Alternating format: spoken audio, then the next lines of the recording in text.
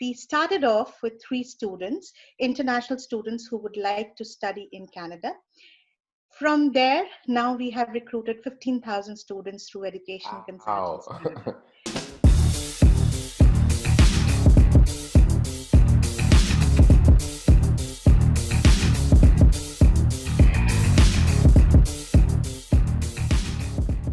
Turner, the host of the Business Talk Library, and today I have a special guest on, Sanchari, because I was very impressed when I saw a post of hers on LinkedIn where she was talking about some of the reality of being a business owner, being an entrepreneur in Canada, and I'm glad to have her on the show. She is one of Canada's top women entrepreneurs, which I'm excited to have her on the show. Welcome to the show. Thank you very much, Terrell. It's a privilege to be in your show, and I really like the fact, I really like what you're doing, focusing on small business entrepreneurs, talking about your challenges, talking about what services we provide. Amazing job. Thank you. Thank you. And speaking of that, so tell us a little bit about your background and how you came into entrepreneurship and small businesses. Well, this is a classic immigrant story where I had joined my husband back in 2010, and we then I didn't get a job here because I didn't have the Canadian experience. So what happened was but simultaneously we were getting a lot of queries about process, how to process application if somebody wants to study here, what are the prerequisites, how to go about it. So we were not authorized then to talk about it, or we cannot talk about how the visa processing happened. So we were kind of doing social services, transferring the request to legitimate consultants. But then we realized that we kept on getting feedback that the consultants were not exclusively taking care of education stream. They were more concentrating on the visa processing, residency, etc. So we we converted the social service into a business. So what we then accumulated the number of queries, kind of did an analysis, how many queries are we getting, and simultaneously working also, because you have to keep running your house. So I would sit for 8-9 hours connecting people virtually on LinkedIn, the associates, the students, what are the globally, basically connecting them, what are their challenges, what are the services that they want but they're not getting it. And so majority of them, what we realize is there's a lot of communication gap, because it's international students who would like to study in Canada, but the consultants who are locally placed in their home host country, they are not equipped, or they are not equipped about the education system here, the prerequisites here, how does the way of living works here. So that's when we started this cumbersome process of getting a contract from one of the educational institutions, like the colleges and the university. And it's a vicious circle. I mean, everybody wants a reference, and so somebody has to give that chance to get you that reference. So finally, it was 3 years of persistence, kept on following up, and we got our first contract from Laurentian University in Sudbury. And she kind of got fed up. The international manager said, "Okay, will you leave me alone if I give you the contract?" But on a serious note, she understood the prospective students that we are talking about, and what we are getting in the table. So she gave us a contract. She gave us the contract for a year. And yes, and there we were. We were ready to go. So we started off with 3 students, international students who would like to study in Canada. From there, now we have recruited 15,000 students through Education Wow. Consultants Canada. So we are basically facilitators. So what we do is if a student would like to study in Canada at anywhere in the world, they get in touch with us. We get their profile, and we kind of match it with the programs that's available. So from that one contract, we right now we are at we work with 60 universities and colleges all over Canada, US, UK, Australia, and New Zealand. So from one colleges to 60 colleges. So we have a list of colleges and programs. So we have our counselors who match the programs with the requirement and then give them the options. So you have these many programs from these many colleges. And depending upon, the counselor look at the students' academics and kind of give them the options. Depending upon which city or which province where the student would like to come, and the living expenses, keeping in mind everything. So that's when the student chooses, and then we are basically the facilitator again. So we go back to the colleges and the university, get the offer letter, and bring it to the students. And Oh, then wow. if the students would like to do more, would like, and it ideally, technically their services ends there, but that's where we are different. We go beyond that. So we become their surrogate family once they come here. So we tell them that it doesn't just end with your offer letter. It is post services too.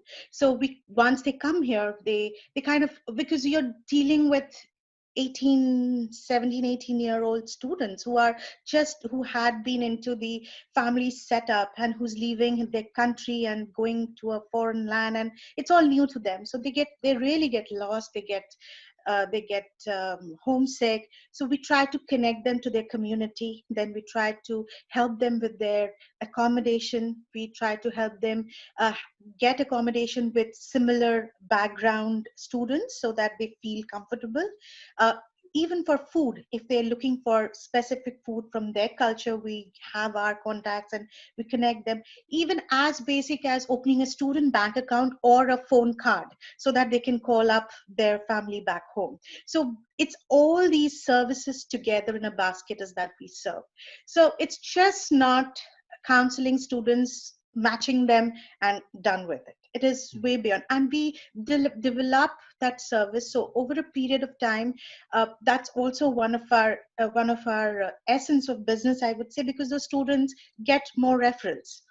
Mhm. So one, and second, then the students, once they finish, suppose they do a 1 year course and they would like to continue for another year or 2 year, they would come back to you again.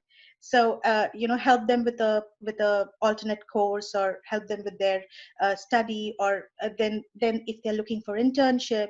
So eventually we too, in our own company, Education Consultants Canada, give the option of internship to international students. The Mhm. reason I'm very I would say passionate about it is because nobody gave me the option. It took a lot. It took 2 years for me to get my first opportunity. So I feel every newcomer should get that opportunity. So Mhm. it is a struggle because there is no experience. You have to work with the employee to get to put in different kinds of training. So we have a lot of trainings in place. And so yes, so we have not only given them the internship opportunities, but eventually recruited them in our team. So and my team is a woman led team. So basically 95% of the team are led by women who were international graduates at that point of time. Wow. So the only the only man is my husband and my founder, and my business partner, basically. So the rest of it is a all woman team. And then we started off with a from a service apartment basement office, and working as an employer, me and my husband working as an employer and employee together, calling up, doing marketing, and all of it. So in 2018, we moved out to a proper commercial building with three staffs who are international students, who had one of them had done internship with us. So they are and the best part is because they are in the best position to counsel, and they're young youths. They are just out of, they are like 23, 24, 25, but they have that experience because they were once international students. So when they counsel someone, they have been there and done that. So they know the kind of questions that's going to come to them, and they know what are the queries to address to. So they are it's a pretty young team, and very vibrant, all women team, and they are doing an amazing job. I mean because they're doing the job, I can give the interview here. That is awesome. So I have a couple of questions, Sure. because I think that there's a lot of value in what you said. I think and I go back to what you were saying about just in the inception of everything of, just one of the things a lot of entrepreneurs talk about is identifying a problem and just providing a solution. And so when you talked about all of the people that want to come to Canada to study there, but no one's there to really help them navigate that process. I've become familiar with that process because my wife is not originally from the U.S. When she came to the U.S., just as she would tell me stories about what her experience was like and what her friends' experience was like, it's like that is a huge problem that a lot of people have, and I think it's a very industrious and entrepreneurial thing that you guys were able to identify a solution. Now, how was it for you guys to develop the relationships with I guess you say, the right people so you could be that facilitator? How was that process? um, because my husband was an international student when he came, so it's more of a personal experience. Like you said, like your wife has gone through it, so know where are the glitches and where do we want to do the connection. So one was because they were at one point of international students, so we know what kind of people we would like to have uh, as counselor, as facilitator. So we work in three parts. One is our internal team of counselors who counsel the students. And second is we work with associates, and we work with colleges. So colleges want us to recruit students, and at some colleges want us to recruit direct students. Some colleges have the option of taking help from associates. So we have associates all over the world. So what happens is those associates speak the language, knows the culture. So that's where they connect with the student. And what we do is that associate is a part of ECC. Maybe, like for example, we have an office in Philippines. So the my team who is in Philippines are speaking the language, and they are getting Philippine students, but it's ECC Philippines there. So what happens is the information is unadulterated, what is going from Canada. So what information they are giving is as good as for a student sitting here in Canada and getting that information. Okay. So so that's one. Or for example, we work with associates because you cannot open offices in every part of the globe. So Mhm. these associates are an integral part of our network.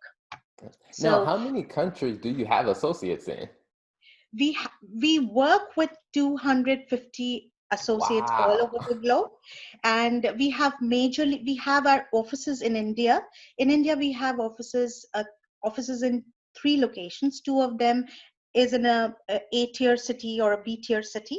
The Because India is divided into different tiers of cities, because there are metros which are the A-tier, and then there is a level where B-tier cities and C-tier cities are not a town. You can say they are not metros, but they are not rural. They're in between, but you get major chunk of and good students who are interested to study from the C-tier cities. So we have two offices in B-tier and A-tier cities, and one office in a C-tier we just opened. Then we have offices in Philippines. We just opened it last year. And other than that, we have associates in Colombia, Mexico, who worked as an ECC representative Wow. there. And other than that, the associates all over the globe who in different part of the world from wherever. It can be Saudi Arabia, it can be um, Mexico, Colombia, Pakistan, Bangladesh, Nepal, so all over. Okay, so now when you started the business, did you foresee it growing that fast or growing in that big? No, honestly, no, because we were just two newly married immigrant couple trying to make some kind of difference. But over the period of time, and that is one essence, I would say. Whatever we wanted to do, we wanted to do it with heart. So if you have to make a difference, because you are taking care of a student's career here, their student life, because when they and and also you are contributing to the Canadian economy, because the international students contribute 170,000 billion jobs in Canadian economy, Wow. and they pay 3 times more than what a local student would pay here. So the and you must know that the ranking in terms of international students studying in is third or fourth amongst all countries, after Australia and US, I guess. So it Okay. comes in the first three, four categories. So it is a huge contribution to the economy. So when a student comes here, they come as an international students, and then we support them, we facilitate, they kind of facilitate into getting a job, because there's an option of studying and working. It's because a student can study and can work for 20 hours. So it's a student partnership program that the universities and colleges have with different a few countries. So once they can study, so basically when they are working, they are already gaining that working experience, they're Mhm. gaining that networking. So it kinds of uh, it kind of helping them into getting into the community. And then they get, once they finish their study, they get a 2-year work permit. Once they finish the work permit, they automatically gets eligible to apply for their residency. So you are Wow. kind of connecting them into the community. That's Okay. how you're contributing. So when we started, we never realized it, but we took as, that's exactly the reason. If it would have been not one to one, maybe we would have recruited way more than 15,000 students. But we have that personal approach. It's one to one students, one to one counseling, one to one understanding their issues, their challenges here. So um, so um, so over the period of time and over the journey, it was uh, hand holding them, and getting them integrated to the community, to the Canadian life, basically. Mhm. Okay. So when you talked about just doing the marketing for your business, how do you find or how do you approach the marketing considering that, your target customers may be anywhere in the world? So how do you guys approach marketing and make sure that it is effective for the audience that you're trying to reach? Sure. Well, if I have to go back, that one, when we got our first contract from Laurentian University, it kind of opened doors for other universities. So then what I started doing is attending a lot of B2B networking events. Then there is a body called ICF, which is basically, it is an international consultants for education fairs. So it is basically based in Germany, Berlin, and they do fairs, international education fairs all over the world. To get invited, you have to basically prove yourself to get invited into that fair. So once you are in the fair, you have like 100,000 or million of educators, and then service providers, then associates. You kind of, they are all in one platform. So one way is that how you connect. Second way of connecting was through Facebook marketing. uh, getting then there would be student testimonials. Word of mouth had been a very, very integral part in getting more business, because there's one student who had been here, and he or she wanted to refer to her friend, and again a friend. So that's how it worked. And then we have these associates in different parts of the globe. So they are the ones who are promoting these programs, promoting this business. Then we have recruitment fairs, virtual fairs, where the college represented international manager from the college goes to the country. For example, they go to India and do a workshop there, or do a spot assessment there. They look at um, your transcript and see if if things are fine, and if you qualify for a particular program, they can give you a offer which is called a conditional offer. Okay. So yes, this is how it works. Okay. Now, where can people find you online or social media? What name should they search for? Sure. Our name of our company is Education Consultants Canada Inc. ECC. So it's eccanada.com. That's the website. Then we have Education Consultants Canada Facebook page. We have Instagram. We have Twitter. It's in the name of Education Consultants Canada, basically. Okay, awesome. Now, before we wrap up, a question that I like to ask all of the guests that come on is, in your entrepreneurial journey of what you've learned so far, what you're in the process of learning, what's one or two pieces of advice or wisdom that you would share with entrepreneurs for them to be successful? Uh, one of the major things I would say is, even if you have hit your rock bottom, don't give up, and just keep on moving forward. It's the challenges to just get up and going, being perseverance. As I told you, the example of that lady, she kind of got fed up with us. So that persistence, that perseverance, that kind of gets you going. Perseverance, persistence, and just don't give up. That's what has got us where we are today. Little whatever we are today. Awesome, awesome.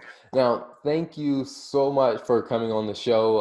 And like I said, the article that I came across on LinkedIn, you guys are doing great things there. And as you said, I mean, you have over 200 operating in over 250 locations, and just really helping not only make a difference for the students that you're helping in the university, but just the entire country of Canada, just making a huge impact there. So I think it is very impressive what you guys are doing and the impact that you are making. Thank you very much, Daryl. It was a pleasure to speak to you and to share my experience. Thank you so much. Thanks for tuning in to the Business Talk Library. If you like what you heard and you want to hear more, be sure to click the subscribe button and follow us on all social media platforms as the Business Talk Library.